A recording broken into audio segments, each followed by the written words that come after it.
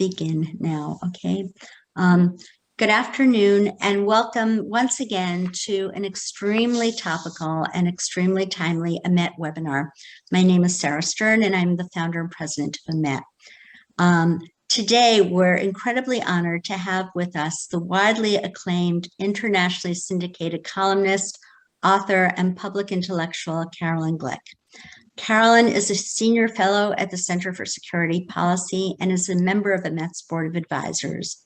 Among other things, Caroline is the author of the highly acclaimed book, The Israel Solution, which was published in 2014 by Crown Forum. Caroline was educated at Columbia University and received her master's degree from the Kennedy School of Government at Harvard. As listeners of our webcast all know by now, both Israeli and American intelligence officials believe that at most Iran is only a few weeks away from having enough highly enriched uranium for at least one nuclear bomb. Iran has just finally consented for another round of nuclear negotiations at the end of this month. U.S. Secretary of State Antony Blinken said over this past weekend, quote, "We still believe diplomacy is the best path forward for putting the nuclear program back in the box that had been in under the agreement. But we were also looking at, as necessary, other options if Iran is not prepared to engage quickly in good faith to pick up where we left off in June when those talks were interrupted by the change of government in Iran," unquote. This morning, the head of Iran's Supreme National Security Council, Ali Shankani, said in a tweet, quote, "The US president lacking authority is not ready to give guarantees. If the current status quo continues, the results of negotiations is clear." We see by that tweet what the Iranians really believe about the United States and our international standing in the world. Is the United States truly looking at other options?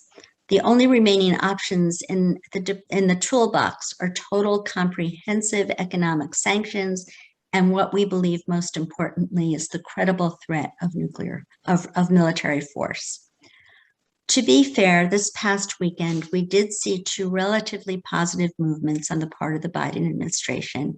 The sanctioning by the U.S. Department of Treasury on 6 companies that manufacture unmanned aerial vehicles or drones, and the flying of the B-1B bombers together with fighter jets from Israel, Bahrain, Saudi Arabia, and the United Arab Emirates over the Straits of Hormuz.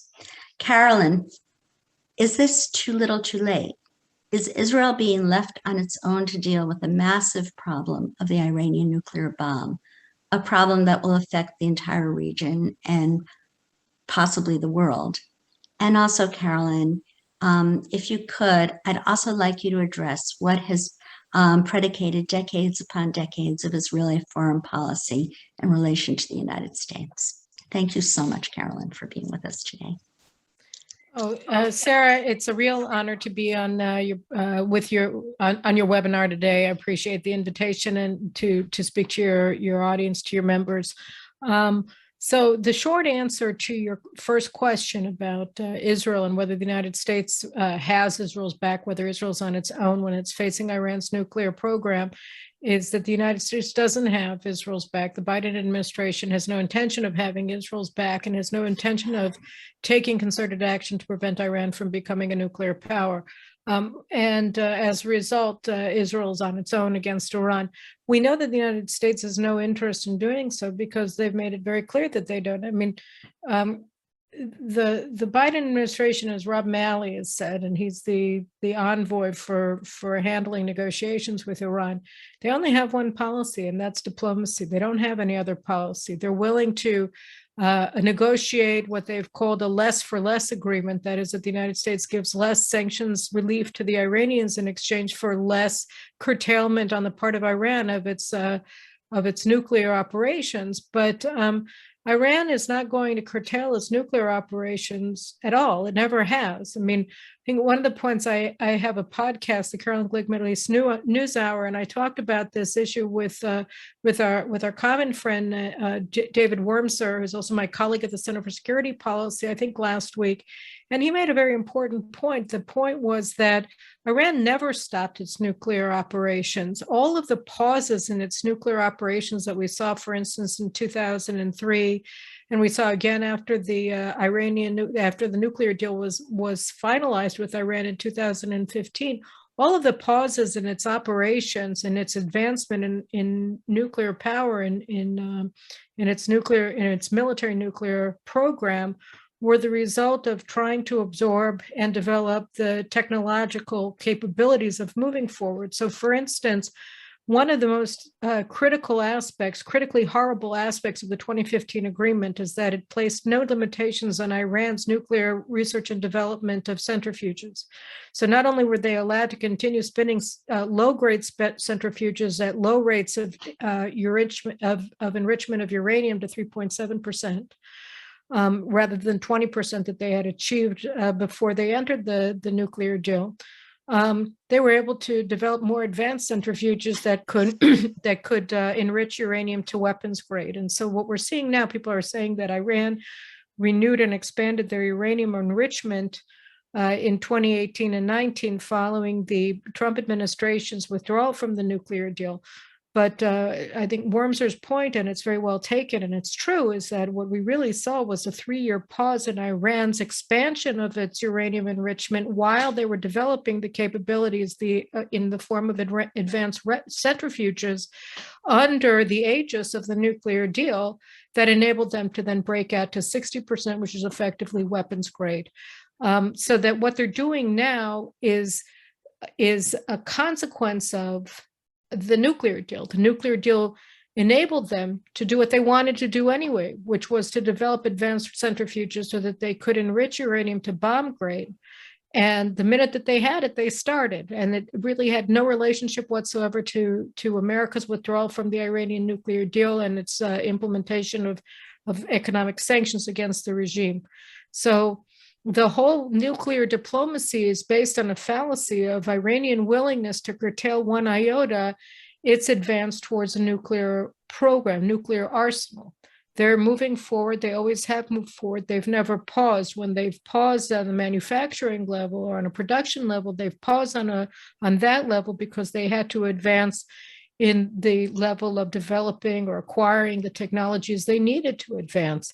And we're seeing that today with their expansion of their enrichment. We're seeing and we're seeing that they're really not taking the Biden administration seriously. And the Biden administration has no effort to convince the Iranians that they're serious in any significant way in their claimed effort to block Iran from acquiring nuclear weapons. They're not interested in that. They're not entirely blind to the fact that Iran is very close to becoming a nuclear power, that they can just be one turn of the screwdriver away from assembling nuclear weapons anytime that they want. And so the basic gist, or the entire thrust of the Biden administration's policy towards Iran is not to lift a finger to prevent them from acquiring nuclear weapons.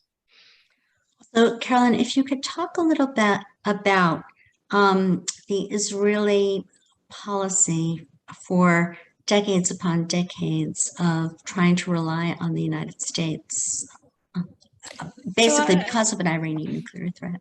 Right. So thanks. So, I mean, we began this discussion, you and I, about the possibility of me doing a webinar after I published an article in Israel Hayom that was then syndicated, explaining that that Israel has had a misplaced faith in America as a strategic asset, more important than its own strategic capabilities, its own independence, its own strategic independence, its own military capabilities. This idea that in the last resort, Israel would always be able to depend on the United States was born some 50 years ago. It was born when the United States started supplying Israel with cutting edge military platforms at the end of the War of Attrition in 1970. And the deal that was wrought at the time, and that has been maintained, at least rhetorically ever since, is that the United States will continue to supply Israel with cutting-edge technologies, with cutting-edge weapons platforms, but the Israeli price, the price that Israel pays for those platforms, for that qualitative military edge in platforms, in technologies against its enemies, is that it's not allowed to actually defeat them. So, for instance, we saw this come into play for the first time in the Yom Kippur War in 1973, where Israel twice was deterred from attacking its enemies or defeating its enemies because of the United States, because of U.S. pressure. The first was ahead of the joint Egyptian and Syrian invasion of Israeli territory on Yom Kippur. The Israeli government under Golda Meir and Moshe Dayan decided not to call up the reserves, even though they were on alert, because the Americans didn't want Israel to reinstate its policy of attacking its enemies before they could attack it, as it had in 1967 to great effect in the Six-Day War. So they didn't call up the reserves before Yom Kippur, and they believed, the Americans, that the F-4 Phantom aircraft that the United States had supplied Israel before the war in the early 1970s were invincible. And it worked out that the SAM batteries that Egypt had installed, the Soviet surface-to-air missile batteries that they had installed, were actually quite capable of destroying and shooting down the F-4s. And so Israel was surprised by that. It was its aircraft were down one after the other in the Sinai by the Egyptian Soviet SAM batteries. And in the end, and then the United States resupplied Israel in the middle of the war so that Israel wouldn't be defeated. And again, it was in these straits because it didn't attack Egypt beforehand. It didn't attack the SAM batteries ahead of the war.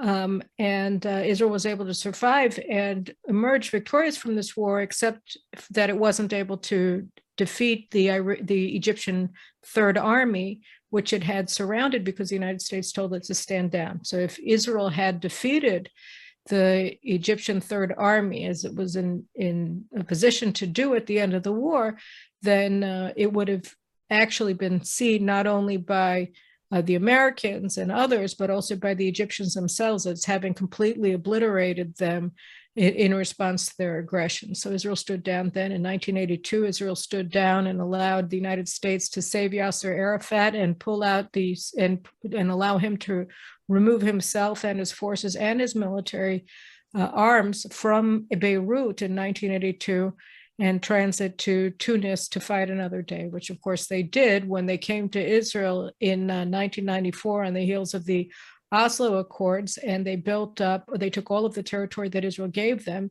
and they built the largest terrorist base outside of Afghanistan from which they attacked Israel with suicide bombers. When Israel had Arafat again surrounded in his headquarters in Ramallah in 2002, the U.S. forced Israel to stand down and pushed for the establishment of a Palestinian state for the first time in U.S. history in an open way. We saw this in 2006 when the Bush administration forced Israel to stand down against Hezbollah in the Second Lebanon War. We've seen it since 2008 repeatedly, with the United States forcing Israel to accept ceasefires and not defeat Hamas in Gaza and their regime there. So this has really been the price of continuous supply of advanced weapons platforms. In relation to Iran, the idea had been that Israel didn't have to take must not take the lead in preventing Iran from acquiring nuclear know-how and military capabilities, because this was an American problem.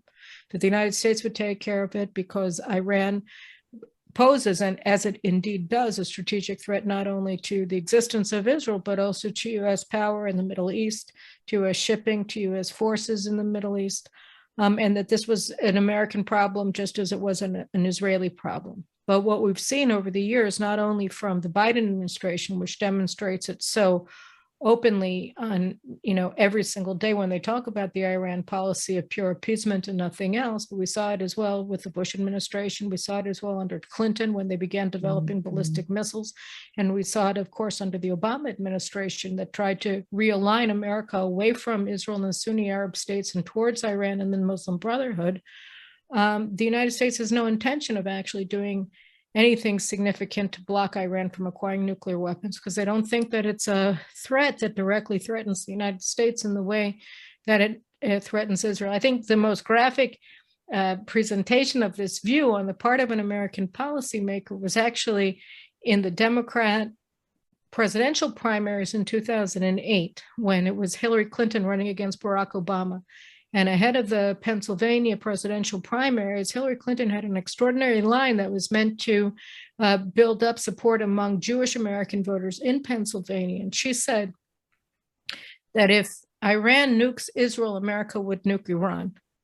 And it was an applause line, and it was seen as a major statement of support for Israel. But of course, as an Israeli listening to this, there was no cold comfort in what she said, because Israel's already been nuked in her scenario.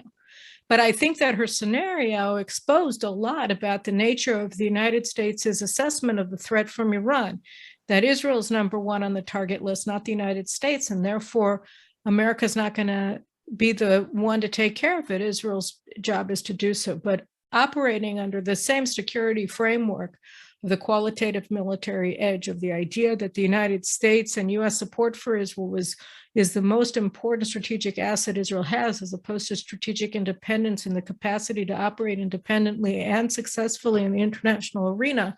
We've seen that the Israeli military brass, which is probably the most powerful constituency in Israel in terms of developing national security policy, has absolutely opposed taking independent action against Iran and its nuclear installations. They've even opposed helping Iranian opposition forces to overthrow the Iranian regime, because the understanding among Israel's military command has long been that this is America's responsibility and that America would take care of it. And what we're seeing very graphically with the Biden administration today is that it's no longer arguable. It's no longer debatable whether the United States is serious about preventing Iran from acquiring nuclear weapons. It's not. This is either the buck stops with Israel or the buck doesn't stop. And in the meantime, because Israel has trusted the United States for so long, it's not at all clear what capacity Israel has to actually undermine Iran's nuclear program in a significant way, in terms of causing significant damage to Iran's nuclear installations for a sufficient period of time to prevent them from becoming a nuclear power.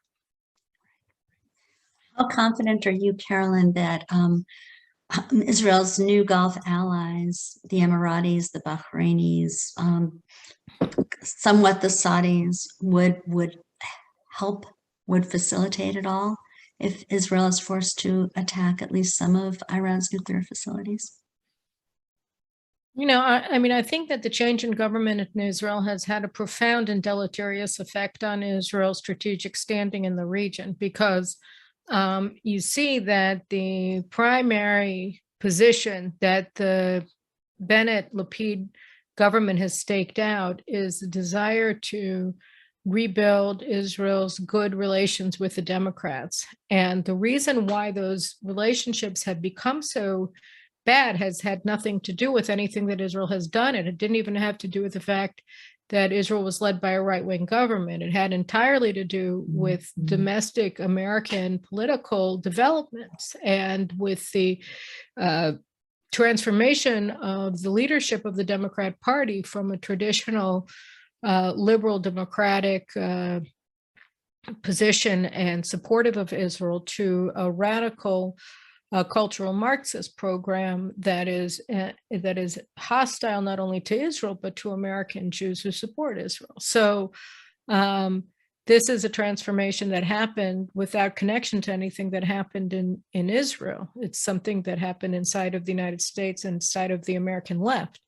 So they have this idea that they can rebuild ties with America, and Yair Lapid, who is the powerhouse in this government, said his first days in office in June, when the government was formed, that he had agreed on a policy of no surprises with the Biden administration. And the implication of that is that the government, the new government, had given the Americans veto power over Israel's operations against Iran and its nuclear installations. And given the position of the Biden administration on Iran and its desire to appease Iran, a no surprises policy towards Iran essentially means that they're going to veto proposed Israeli action against Iran's nuclear installations. It also means that the Americans can't say, we didn't know about this, and have any sort of plausible deniability, which also places an additional burden on them, so that even if they were friendly towards Israel,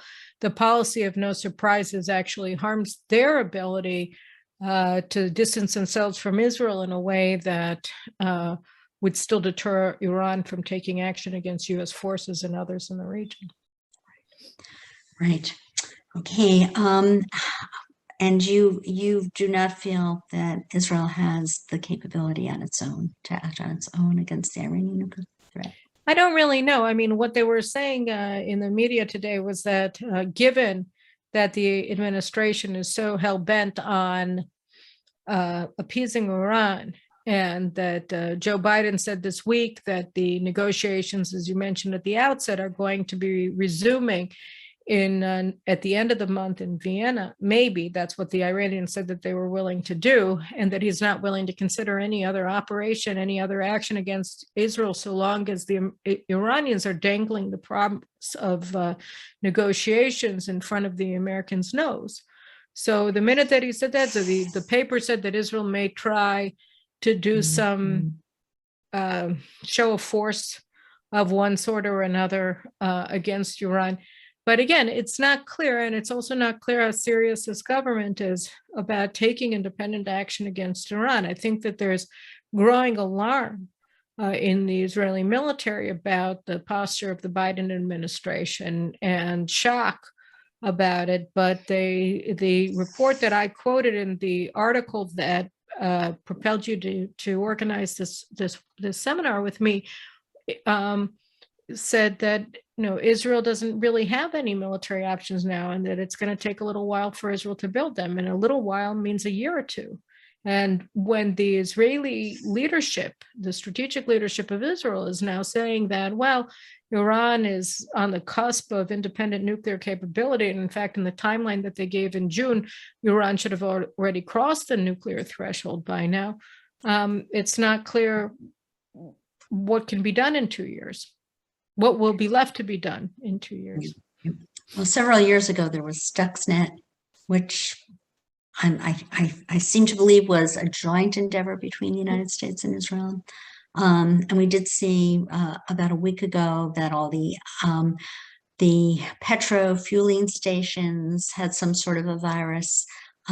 Is it possible, do you think, that Israel could set things back by some cyber security malware, possibly?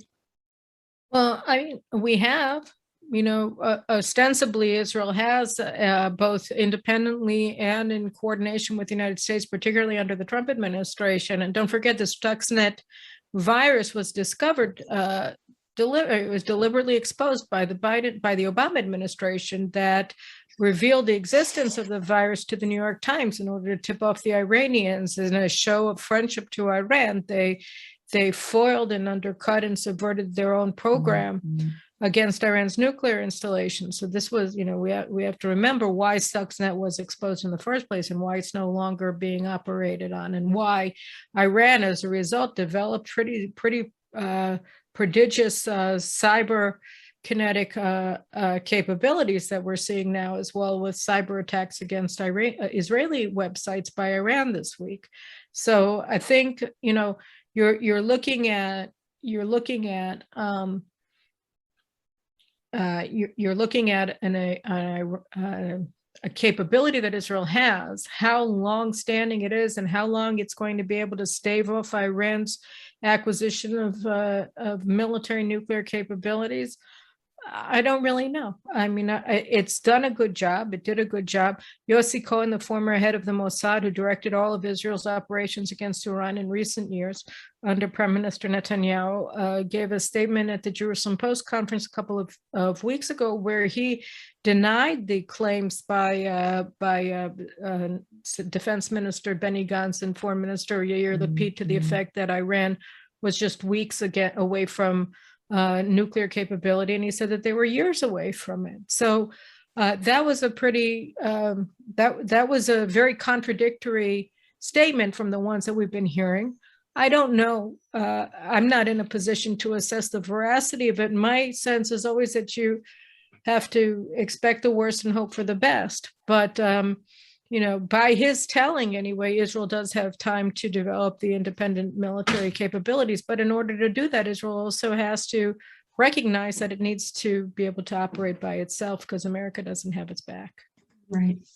Okay. On that sanguine note, it's my honor now to turn it over to our wonderful director of a MES program for emerging democracies out of the Middle East, Hussein Abubakar Mansour. Hussein.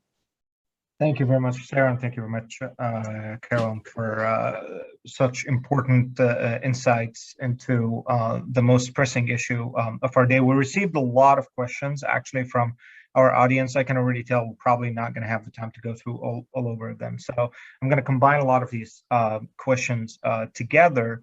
And the first question that we have, actually, it's more than one question, is the Biden policy basically a Chamberlain response? Is it a policy of appeasement? And do you believe, given Iran's present attitude, do you believe that there is still any feasible political solution, whether sanctions or anything else, that can prevent Iran from developing a nuclear weapon? So I think it would be an insult to the Chamberlain government to make that analogy in terms of Biden, because Chamberlain appeased Hitler thinking that that was going to prevent a war, that he could trust Hitler by giving him the Sudetenlands. He was wrong, he was naive, but he wasn't pro-German. And I think that, on the other hand, you see in the Biden administration that there are a lot of senior officials that are pro-Iranian. They think that Rob Matley is pro-Iranian. And he's the envoy to Iran. Wendy Sherman, the deputy Secretary of State, is pro-Iranian. I mean, she was the architect of the JCPOA in 2015 that gives Iran a glide path to a nuclear weapon and effectively realigned the United States' Middle East policy away from Israel and the Sunni Arabs and towards Iran. So I don't think that this is out of innocence or naivete, misplaced faith in the Iranians. I think that this is out of support for the Iranians and hostility towards Israel and the Saudis. And so I think that has to be recognized. What was the second part of the question? The second part of the question, do you still believe that there is any feasible political solution, sanctions or otherwise, that can prevent Iran from achieving nuclear capabilities? I think that the only political outcome that would, if not prevent Iran from acquiring nuclear weapons, make that nuclear program non-threatening, or at least mitigate to a very significant degree the threat posed by an Iran with independent nuclear capability, is the overthrow of the Iranian regime. And I think that is a possibility. But to do it, I think that to help the Iranian people, I think that, Israel at a minimum has to distance itself very publicly from the Biden administration to have credibility with the Iranian people, with the Iranian political opposition, and the people who are putting their lives at risk to stand up to the regime. Because when you have an Israeli government that's saying, look, we think that Biden's great, we just want him to, do a little bit less here, a little bit more there, and we're just tinkering, that sends a really horrible message to the Iranian people, who are very aware and very, very cognizant and paying very close attention to Israel's position on the regime and on the nuclear program. I think that they had more faith in the Netanyahu government, that it was serious about fighting the regime and also serious about not fighting the Iranian people. But I don't think that the Bennett-Lapid government is projecting any sort of seriousness of purpose in terms of the Iranian regime. And I don't think that the statements they've made but I don't think that the statements they've made in support of the Iranian people are considered meaningful by the Iranian regime opponents in light of their continued support for the Biden administration, which has been open in its desire to appease the regime that is oppressing the Iranian people. So outside of overthrowing the regime and bringing and enabling the Iranian people to determine a different course for themselves going forward, I don't think that there's a political solution at all. I mean, I think, economic, the purpose, to my mind, I mean, I'm not sure it was that this was the case for Donald Trump, but from my perspective, the promise that the economic sanctions that the Trump administration applied to Iran was that it was going to so destabilize the regime that it was going to empower the people of Iran to overthrow it. And they were already, protesting every day all over the country, all ethnic groups in Iran, all social classes in Iran. They were all participating in these anti-regime protests all the time. And the economic privation caused by the US sanctions not only weakened the regime and limited its ability to provide the basic needs of the population, but it more importantly emboldened the population against the regime, because the regime was exposed as weak and feckless. And here you see that the regime has responded with open contempt to the Biden administration's appeasement. They chose to elevate Raisi, who is a mass murderer, to the presidency of Iran. This was a deliberate decision. Obviously, there weren't democratic elections. Raisi's elevation to president of Iran is a testament to the lack of seriousness with which the Iranian regime holds the Biden administration. And they're feeling that they are not at all threatened, that they can do anything that they want, and they can do anything that they want to the Iranian people, and that the Biden administration won't utter a peep of opposition. Thank you. You mentioned the Bennett-Lapid government, so I'm going to jump to a couple of questions that actually asked about this. That it seems that Israeli messaging, that there is a lack of clarity of messaging from Israel on this issue. Another question described it as basically appeasement towards the United States, while, as you said, Iran openly shows contempt to the United States government. How can Israelis change? First of all, why is the Israeli government taking this very acquiescent position, and what needs to be done in order for Israel to change that posture and become more assertive? Well, Israel is behaving this way because the Israeli government is a left-wing government, and the position of the left is the position of the military brass. And the position of the military brass is that everything has to be done to protect American military assistance to Israel.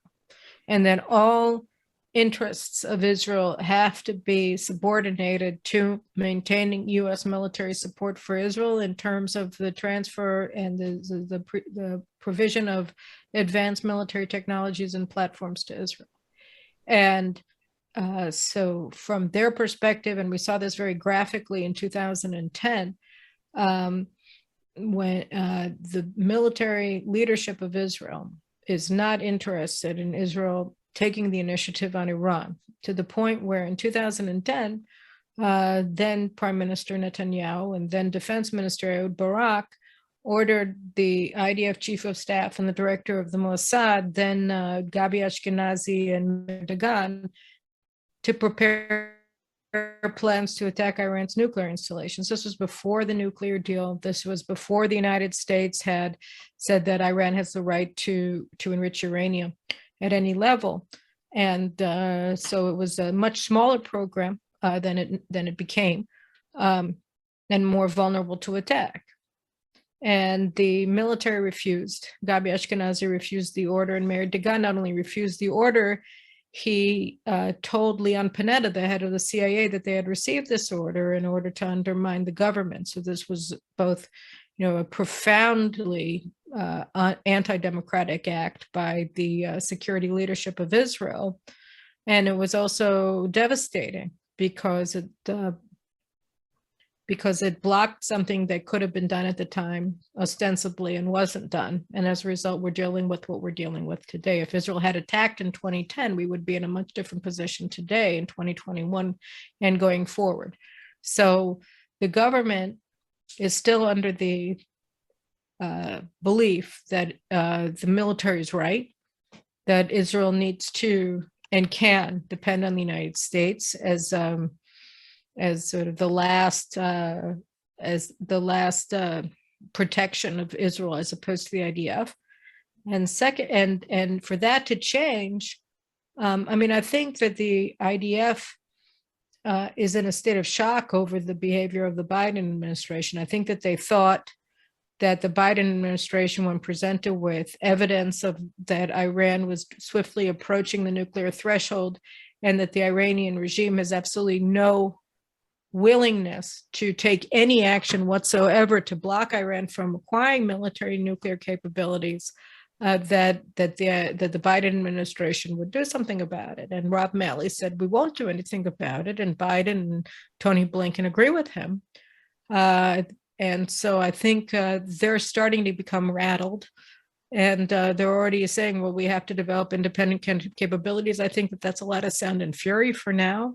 They're still hoping that the United States is going to come to the rescue, like the Deus Ex Machina in Act 3. But I think that it's beginning to dawn on them that might not happen. I don't know.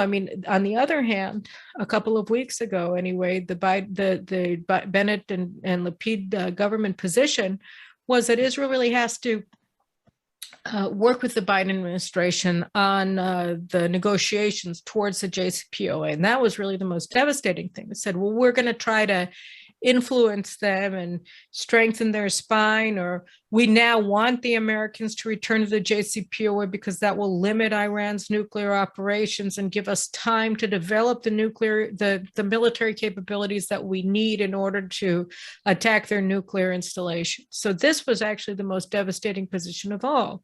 And it may still be Israel's position, to the extent that Israel has a clear position on the issue, because Naftali Bennett in Glasgow this week was trying to convince the leaders that agreed to meet with him, which, by the way, did not include Joe Biden, that they should oppose the reinstitution of the JCPOA and America's restoration of its agreement to the JCPOA, because it was a disaster in 2015, and it's all the more so today. Nobody agreed with him. Nobody stood with him. He got nowhere in his talks. And that's partially because Biden boycotted him. Biden did not meet with him. Biden took his picture with him, but he didn't have a meeting with him. And also because Biden said at the outset of the week that the administration was going back to the nuclear talks at the end of the month. So, by saying that Israel is going to agree to support the JCPOA because we want to buy time in order, to curtail Iran's nuclear operations. Again, Iran never curtailed its nuclear operations. I think that Dave Wormser's assessment of this is absolutely correct.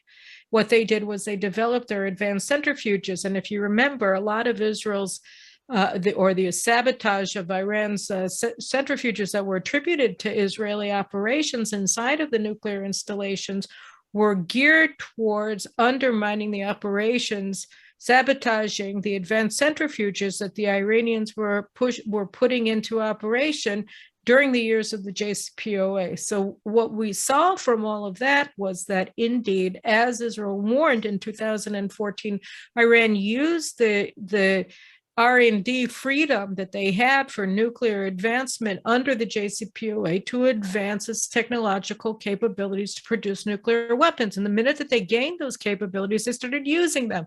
So if Iran ostensibly goes back to the JCPOA in any form, longer and stronger, less for less, it doesn't matter what stupid statement the Biden administration is using as a euphemism for nothing. If Iran does go back to that, it's not going to go back to it because it never did. It never accepted any limitations on its nuclear operations. It just lied. And so Israel's concept not only will demoralize the Iranian people and say, well, if even the Israelis are agreeing to appeasement, what the heck are we going to do? We're not going to stick our nose out to get it cut off when nobody is with us. It's also going to tell the Americans and the Iranians and everybody else that this is a joke. Don't forget that one of the main things that the JCPOA does, that the 2015 nuclear deal does, is it provides the legitimacy of the UN Security Council for Iran's nuclear program. It says that all restrictions on Iran's nuclear operations are going to be removed by 2025, 2030. So, I mean, the UN weapons embargo on Iran already ended in 2020.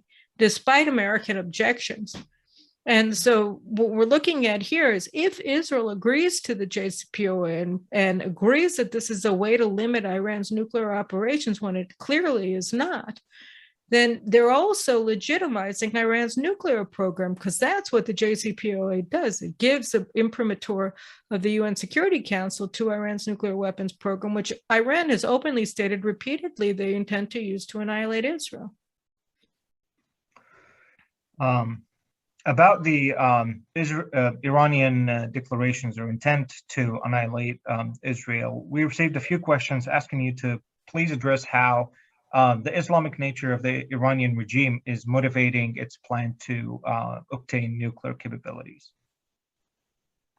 Well, I mean, I think that Iran is an Islamic theocracy. It's a jihadist regime. It was born in jihadist ideology and doctrine of the Ayatollah Khomeini. It's an imperialist power. It seeks regional hegemony and it seeks global control in the name of jihadist Islam, Shiite jihadist Islam. The Iranians, the regime believes, and Raisi is absolutely fanatical in his belief, as is the Ayatollah Khamenei, Iran's supreme leader, its dictator. They believe in the tenets of the revolution, which are all Islamic and all jihadist and all imperialist.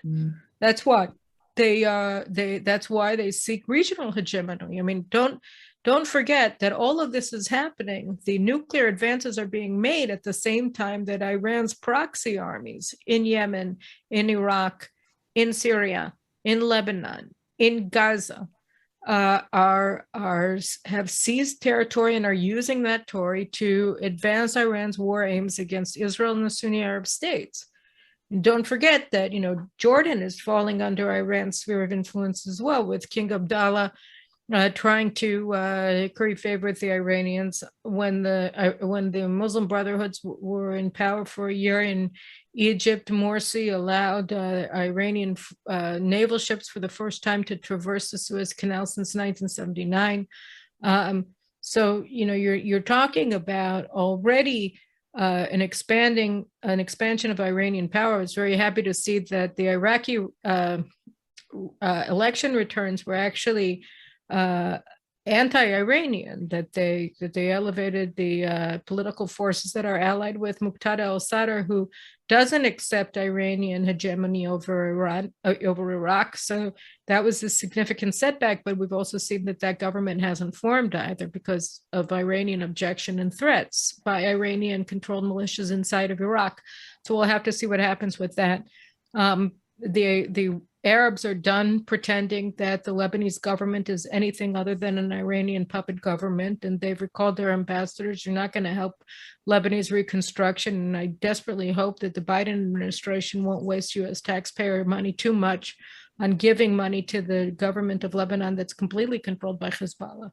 But that remains to be seen. I mean, even the Trump administration continued to support the Iranian-controlled Lebanese armed forces and the Lebanese government. So I doubt we can expect much. But the point is just that the Sunnis are alarmed, and that actually goes back to Sarah's question earlier that I hadn't discussed. I mean, that I didn't directly respond to, which is what the Sunnis are doing and what they think. I think that the Sunnis are very alarmed, obviously, and rightly so. The Bahrainis are completely freaked out, as is, the UAE, but they're trying on the one hand to figure out whether they can reach some sort of stable equilibrium with the Iranians. We see this with the Saudis' negotiations with the Iranians. We see it with the UAE's negotiations with the Iranians that are ongoing. But I think that they would much prefer it if they could simply ratchet up and expand their strategic ties with Israel. And again, this goes back to the weakness of the Israeli government and the strategic misconceptions that it's operating under vis-a-vis its assessment of the United States and the key to Israel's regional position. So being appeasement of the Palestinians. So I think, a lot of this stuff is that America is being led by very hostile forces who oppose the U.S.-Israel alliance and also fundamentally don't understand what it is about the United States that makes people want to be with it. And Israel is being led by people who also don't understand geopolitics and don't understand both the basis and the setbacks or the limitations of Israel's strategic alliance with the United States. Speaking of the support for the Lebanese army, I just have to say that this is actually one of the main issues that Emet works on constantly on Capitol Hill, trying to talk to. That's why we love Emet.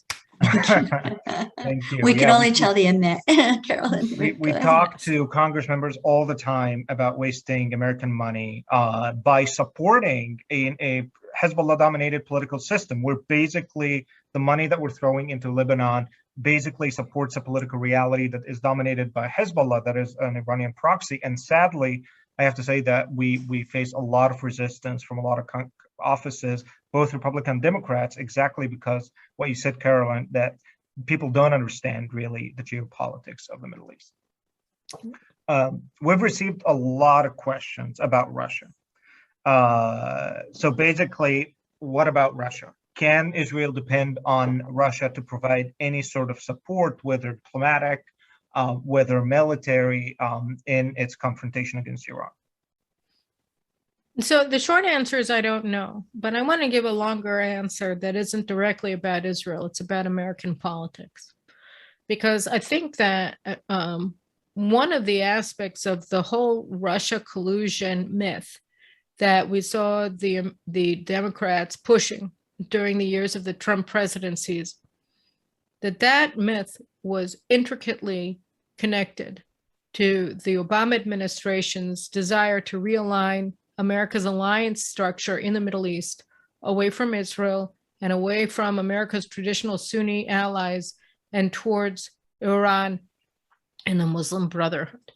Because when Trump came into office, he had a plan that was supported by, and it was likely also largely conceived by Benjamin Netanyahu, but it was also conceived by General Flynn, who was Trump's national security advisor, that the way to undermine Iran and reassert American power in the Middle East, and also to protect Israel, was by peeling Russia away from Iran, because Russia Russia was operating in Syria in defense of its longtime puppet, the Assad regime, together with Iran. Russia and Iran are both threatened by Sunni jihadists. In the Chechen jihadists that attack Iran, that attack Russia, that attacked Russia, for instance, in Beslan,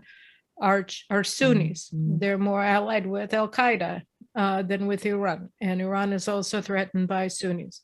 So the alliance of Russia and Iran, by the way, the same as Israel's alliance with the regime of the Shah until 1979, was based on a common threat faced by both of Sunni Arab jihadists and terrorists, etc., and fascists at the time in 1979.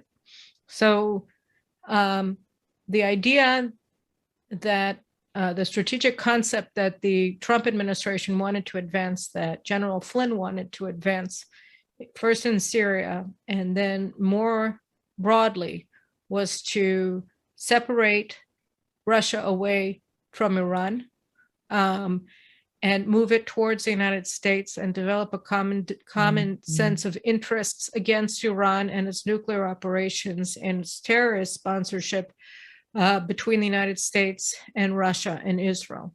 Israel had already developed very close operational ties with the Russians in Syria during the Obama administration, after the Russians deployed their forces to Syria for the first time in 2015, I think it was. And Netanyahu just got on the first plane to Russia and met with Putin and made a deal with him that enabled Israel to continue to attack Iranian targets inside of Syria without Russian interference, even though Russia took away Israel's air superiority in the region for the first time since 1982, when they brought in their S-300 anti-aircraft systems in Syria. So the idea was to pull Russia away, and the Democrats seized on or developed, ginned up anti-Russian hysteria in large part in order to scuttle that. That was also the core of the Obama people's move to criminalize and remove Mike Flynn as quickly as possible from office. Was that understanding that he was going to peel Russia away from Iran, which would have been a major strategic move, and it would have completely undermined Obama's pro-Iran strategy by giving another actor, by developing a different actor in the war against Iran, one that had been previously, one that until now has been on Iran's side against the West. So that was a very significant thing. And now, Putin is a wild card. I mean, the reason why Trump and Netanyahu were able to work with him, and Trump was stymied by the Democrats from the earliest days of administration, but Netanyahu was able to work with him, is because he was able to appeal to his interests and his sense of his interests and his sense of Russian honor and pride, and work with that to develop the narrow contours of Israel's operational independence in an area that was under Russian aerial control in Syria. And those agreements have already been undermined since Bennett took office. And it's not clear where they stand now. Reports were very contradictory about the consequences of Bennett's visit in Sochi with Putin a couple of weeks ago. Bennett, of course, said that they were great, but people inside of his own government said that it was a complete disaster. So it's not clear. But what is clear is that, unfortunately, Israel's government has absolutely no idea how to secure the gains, the strategic gains that its predecessor made, both in terms of Israel's strategic relations with its regional Arab partners and also with the Russians. Speaking of the regional partners, we also received a number of questions, and I think this will be the last question. So I want to apologize to our audiences about not being able to get to all the questions that we received. And by the way, probably today is the most questions that we've received since I started working with the Met. So this speaks a lot of how much people listen to what you have to say. We received a lot of questions about the Abraham Accords countries and basically the new alliances that Israel formed in the region. How reliable are those alliances against Iran? And is it possible to see some sort of a NATO-like security arrangement in order to contain Iran?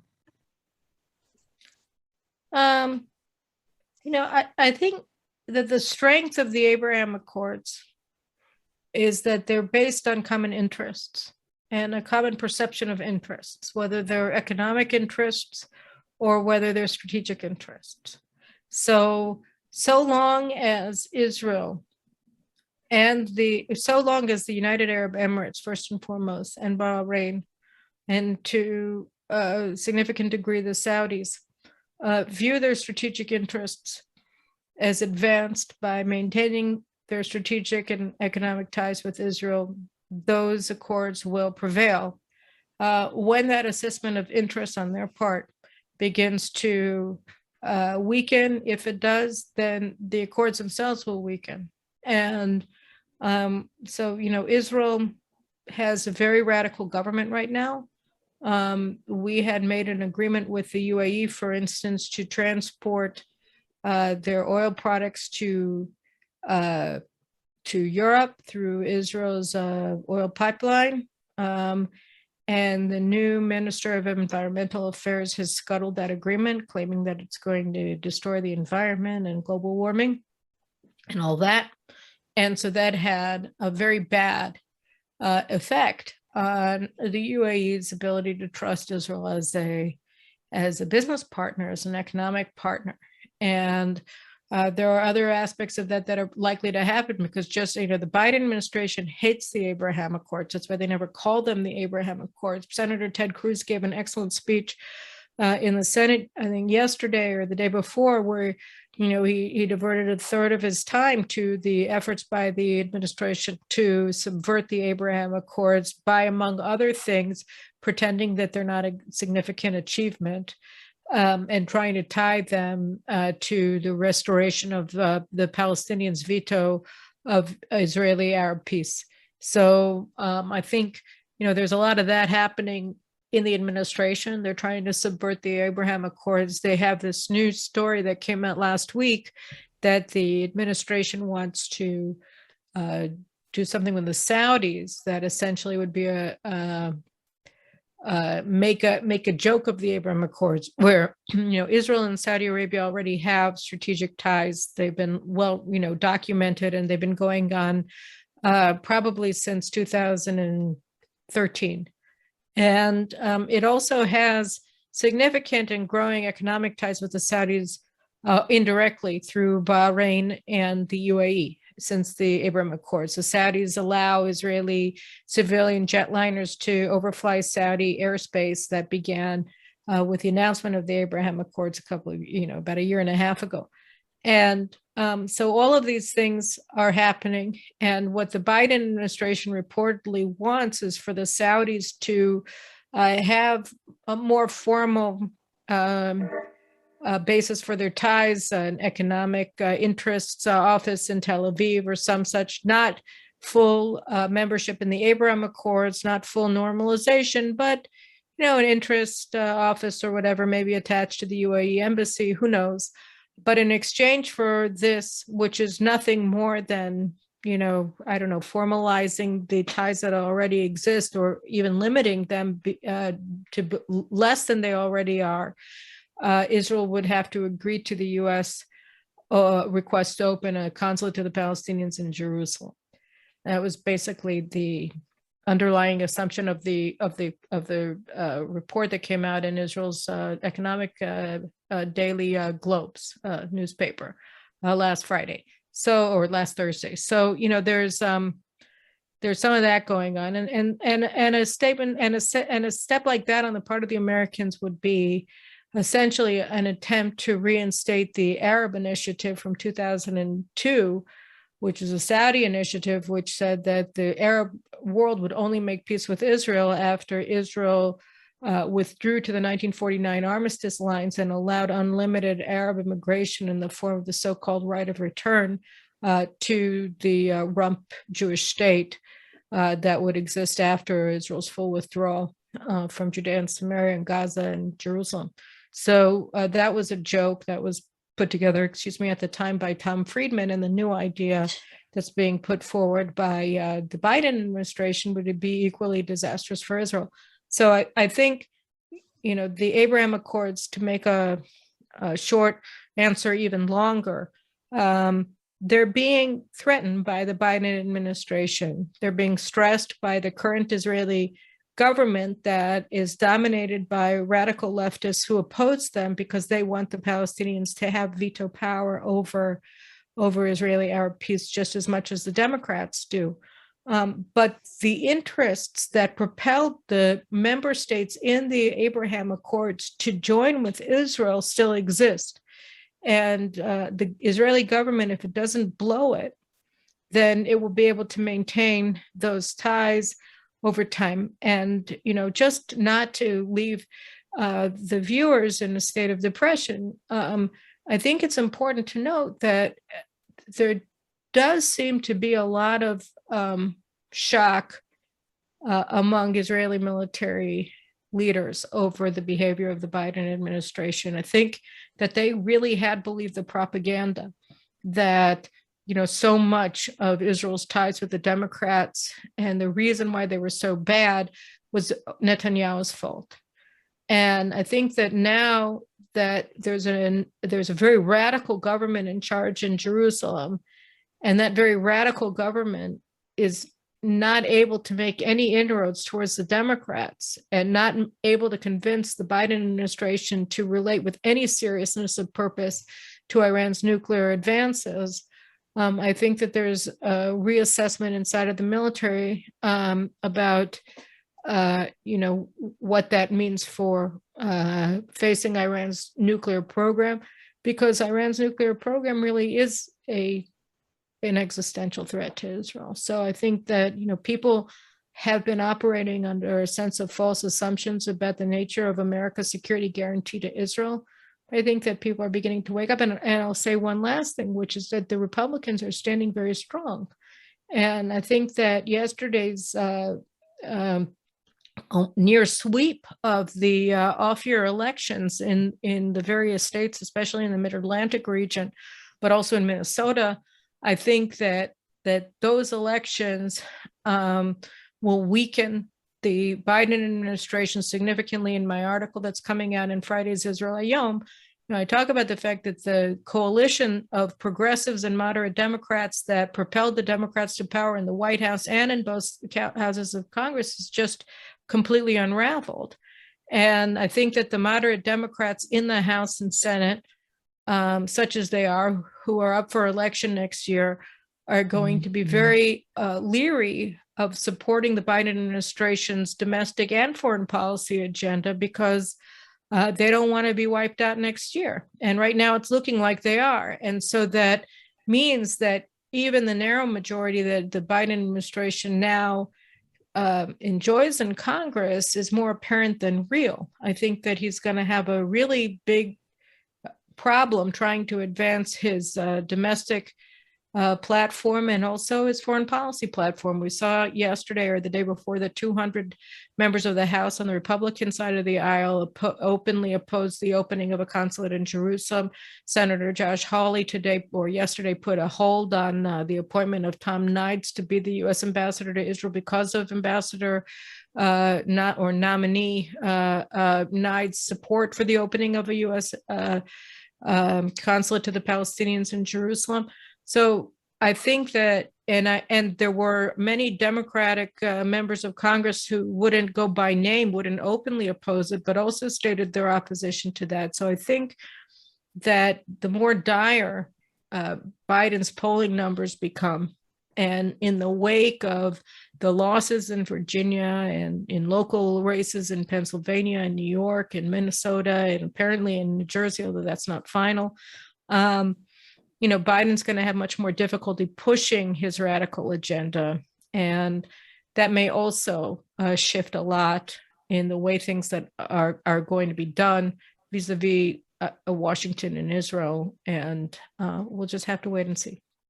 Carolyn, I cannot thank you enough for your encyclopedic knowledge and your brilliant and cogent analysis. I mean, we're here in Washington and you're informing our public about what's going on here on Capitol Hill, on top of all of the developments in the Middle East. Carolyn is a real gem, and it's an honor that she is part of our advisory board, and it's always an honor and a pleasure, and we really do want to have you back. All of this does cost Emmet a great deal of time energy and expense, and we really do want and need the support of whoever can possibly support EMET. Not only do we have these weekly webinars, but we are on Capitol Hill all week trying very, very hard to wake up our policymakers. And it is the reason we do this is because we have this opinion that a well-informed public will trickle up, or shall I say down, to our policymakers. And we want all of you who've listened here today to please, wake up and make sure you inform your policymakers that diplomacy is not enough. It's certainly not enough. I mean, we saw that Iran signed the Nuclear Non-Proliferation Treaty in 1970, and look where they are today. So usually when nations such as the Islamic Republic of Iran sign treaties, they're not worth the paper they're written on. And, as Ronald Reagan said, trust but verify. So thank you, Carolyn. I can't thank you enough. And please keep writing and keep in touch. And thank all of our hundreds of listeners that joined us today.